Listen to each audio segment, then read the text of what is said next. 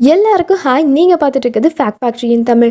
பொதுவாக நம்மளோட தமிழ் வரலாற்று நூல்கள் நிறைய வீரர்களோட பெருமையை உள்ளடக்கியிருக்கும். அதை பற்றி நீங்கள் படிச்சிருப்பீங்க, கேள்விப்பட்டிருப்பீங்க.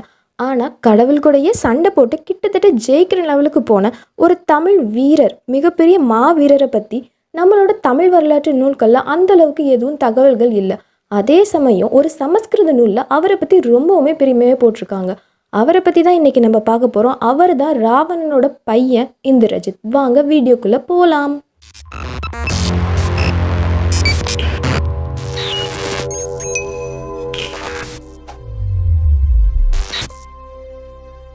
ராவணனோட பையன் இந்திரஜித்னு நம்ம குறிப்பிட்டாலும் இவருக்கு பிறந்தப்போ வச்ச பேர் மேகநாதன். அந்த பேருக்கும் ஒரு காரணம் இருக்குது. அது என்னன்னா, இவர் பிறந்தப்போ இடியும் மின்னலும் பயங்கரமா அடிச்சிச்சான். ஒரு மாவீரர் பிறந்துட்டாருங்கிறத உணர்த்துற விதமா இருந்துச்சான். அதன் காரணமா தான் இவருக்கு மேகநாதன் பேர் வச்சிருக்காங்க. மேகநாதன் சின்ன வயசுல இருந்து ரொம்ப சுட்டித்தனமான குழந்தையாவும் அதே சமயத்துல ரொம்ப புத்திசாலியாவும் இருந்திருக்காரு.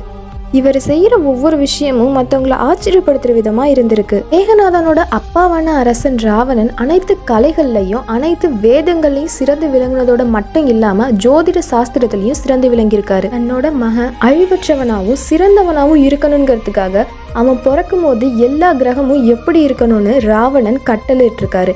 எல்லா கிரகமும் மேகநாதன் பிறக்கும் போது சரியா 11வது இடத்துல இருக்கணும்னு, ஆனா அவர் கட்டளையை மறுத்து சனி மட்டும் 12வது இடத்துல இருந்துட்டாருன்னு சொல்றாங்க. இதனால கோபமடைஞ்ச ராவணன் சனியை ஊமையடைய செஞ்சுட்டாரு.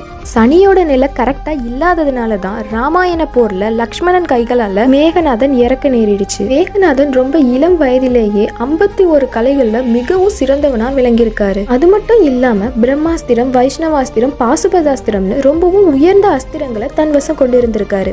மகாபாரத அர்ஜுனன் கிட்டயே 2 அஸ்திரங்கள் தான் இருந்துச்சு. ஆனா இவர்கிட்ட 3 இருந்து மிகவும் சிறந்த வீரனா விளங்கியிருக்காரு. அதோட மந்திர, தந்திர, சூனிய முதலிய விஷயங்கள்லயும் இவர் நிபுணரா இருந்திருக்காரு.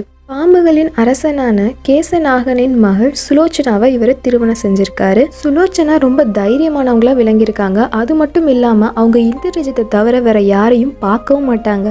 மனசளவில் நினைச்சு கூட பார்க்க மாட்டாங்க. சுலோச்சனாவும் மேகநாதனும் ரொம்பவே லவ்வபிள் பேர்ஸா வாழ்ந்திருக்காங்க. இப்படியே கொஞ்ச காலம் போது. அதுக்கு அடுத்து மேகநாதன் தேவியை வேண்டி ஒரு தவம் இருக்காரு. அந்த தவத்தோட முடிவா அவருக்கு ஒரு வரம் கிடைக்குது. அது என்னன்னா ஒரு தேர்.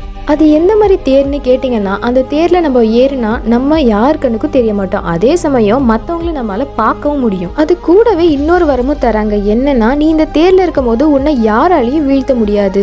அதே சமயம் கடுந்தவம் புரிகிற ஒருத்தனால உன்னை சுலபமா வீழ்த்த முடியும். அதனால நீ பார்த்து இந்த தேரை பயன்படுத்திக்கோ அப்படின்னு சொல்லிட்டு போயிடுறாங்க. முறை ராவணன் இந்திரலோகத்துக்கு போய் இந்திரனை சிறப்பிடிக்க முயற்சி செய்யறாரு. ஆனா இந்திரன் ராவணனை சிறப்பிடிச்சிடுறாரு. இதை கேள்விப்பட்ட மேகநாதன் இந்திரலோகத்துக்கு போய் தன்னோட தந்தையை மீட்டது மட்டும் இல்லாம இந்திரனையும் தோக்கடைச்சி இலங்கைக்கு கூட்டிட்டு வருவாரு. இதனாலதான் இவருக்கு இந்திரஜித்னு ஒரு பட்டம் கொடுத்திருக்காங்க. மேகநாதன் தன்னோட தந்தைய அளவுக்கு அதிகமா நேசிச்சிருக்காரு. அது மட்டும் இல்லாம தன்னோட தந்தையை தான் தன்னோட முதல் கடவுளாவே நினைச்சிருக்காரு. இந்த நிலைமை இப்படியே போயிட்டு இருக்கும் போதுதான் ராவணன் ஒரு நாள் சீதையை இலங்கைக்கு கூட்டிட்டு வந்துடுறாரு. சீதை கிட்ட ராமன் அவங்கள தேடி வர செய்தியை சொல்றதுக்காக ஹனுமனும் இலங்கைக்கு வந்துருவாரு. இப்படி வந்த ஹனுமனை எல்லாருமே பாத்துருவாங்க. ஹனுமனுக்கும் மத்தவங்களுக்கும் பெரிய சண்டையே நடக்கும். ஆனா இந்திரஜித் ரொம்பவே சுலபமா ஹனுமனை பிடிச்சு கட்டி போட்டுருவாரு. கட்டி போட்டது மட்டும் இல்லாம அவரோட வாள்லையும் நெருப்பு வச்சிருவாரு. ஆனா ஹனுமன் அந்த நெருப்பைய அவங்க அரண்மனை முழுக்க பத்த வச்சுட்டு தப்பிச்சு போயிடுவாரு. இதுக்கு அடுத்ததா போரும் தொடங்கிடுவாங்க. முதல் நாள் போர்லயே கும்பகர்ணன் இறந்து போயிடுவாரு. இதை கேட்ட ராவணனுக்கு கோபம் அளவுக்கு அதிகமா வந்துடும். இதனால ராவணன் நானே இதுக்கு மேல போர்க்களத்துக்கு போறேன் அப்படின்னு சொல்லி புறப்படுவாரு. ஆனா இந்திரஜித் அவரை தடுத்துருவாரு. இல்ல, நானே போறேன்ப்பா, நானே போய் இந்த போரை முடிச்சு வைக்கிறேன் அப்படின்னு சொல்லிட்டு இந்திரஜித் போவாரு. முதல் நாள் போருக்கு இந்திரஜித் போறாரு. அங்க போய் ராமணனையும் லக்ஷ்மணனையும் நோக்கி ரொம்பவுமே கொடிய விஷமுள்ள நாகாஸ்திரத்தை அவங்கள நோக்கி பயன்படுத்துறாரு. அந்த அஸ்திரம் தாக்குனதோட விளைவா 2 பேருமே மயங்கி விழுந்துடுறாங்க. அந்த நாளோட போரை முடிச்சுட்டு இந்திரஜித் திரும்பிடுறாரு. ஆனா அதுக்கப்புறமா ஹனுமான் போய் கருடரை கூட்டிட்டு வந்து இவங்க 2 பேரும் உடம்புல இருக்க விஷத்தை எல்லாத்தையும் எடுத்துடுறாரு. அந்த விஷத்தை எடுத்து இவங்க 2 பேரையும் காப்பாத்திடுறாரு. ஆனா இதை தெரிஞ்சுக்கிட்ட இந்திரஜித்க்கு மிகவும் கோவம் வந்துருச்சு. அடுத்த நாள் போர்ல இவங்க 2 பேர்ல ஒருத்தரை கண்டிப்பா கொன்னே தீர்வன் சபதம் எடுத்துட்டு போறாரு.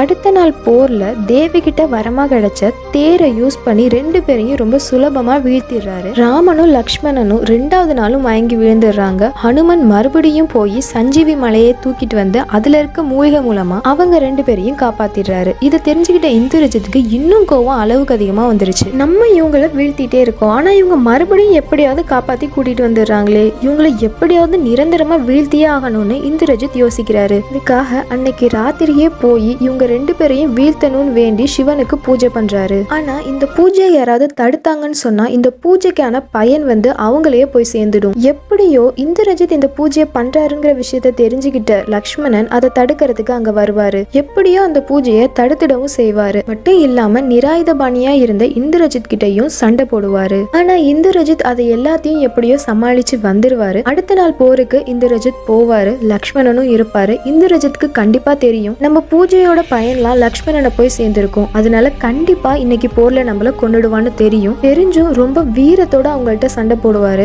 லக்ஷ்மணன் விடுற ஒவ்வொரு அம்பும் இந்திரஜித்தோட மார்பை பிழைக்கும். ஆனா அதெல்லாம் திரும்ப எடுத்து லக்ஷ்மணன் நோக்கியே திருப்பி விடுவாரு இந்திரஜித். இந்த மாதிரி இந்திரஜித் செய்யறது லக்ஷ்மணன் ரொம்பவே வியப்புல ஆழ்த்திடும். கடைசியா லக்ஷ்மணன் விட்ட அம்பு இந்திரஜித்தோட தலையை துண்டாக்கிடும். இறுதியா இந்திரஜித் இறந்தும் போயிடுவாரு. அதுக்கு அடுத்ததா ராமணனும் லக்ஷ்மணனும் இந்திரஜித் போல ஒரு தலை சிறந்த வீரனை நாங்க பார்த்ததே கிடையாதுன்னு சொல்லி அவரை ரொம்ப மரியாதையோட எடுத்துட்டு போய் ராவணன் கிட்ட ஒப்படைப்பாங்க. இந்திரஜித் இறந்து கிடக்கிறத பார்த்து ராவணனும் மண்டோதரியும் கதறி கதறி அழுவாங்க. அதுக்கும் அடுத்த நாள் ஹனுமன் கிட்ட லக்ஷ்மணன் சொல்றாரு, இந்திரஜித் மாதிரி ஒரு மாவீரர், தலை சிறந்த வீரர் இனிமே இந்த உலகத்துல பிறக்கவே மாட்டான் அப்படின்னு சொல்றாரு. இதுல நம்ம எல்லாராலையும் புரிஞ்சுக்க முடியும் இந்திரஜித் எவ்வளவு பெரிய மாவீரர்னு. உங்கள எத்தனை பேருக்கு இந்திரஜித்தை பத்தி தெரியும்? இந்த வீடியோவை நீங்க ஷேர் பண்ணலனா கூட பரவாயில்ல, ஆனா மத்தவங்கள்ட்ட சொல்லுங்க இந்த மாதிரி ஒரு மாவீரர் நம்ம தமிழ் இதுல இருந்திருக்காருன்னு. எங்கேயோ இருந்து வந்த அலெக்சாண்டரை பத்தி நம்ம எல்லாரும் மாவீரர்னு சொல்லி தெரிஞ்சுக்கிறத விட இவரை பத்தி தெரிஞ்சுக்கிறது ஒன்றும் தப்பு கிடையாது. ஓகே, இந்த வீடியோ இதோட முடிச்சுக்கலாம். உங்களுக்கு இந்த வீடியோ பிடிச்சிருந்தா லைக் பண்ணுங்க, ஷேர் பண்ணுங்க, சப்ஸ்கிரைப் பண்ணுங்க. Bye bye, take care.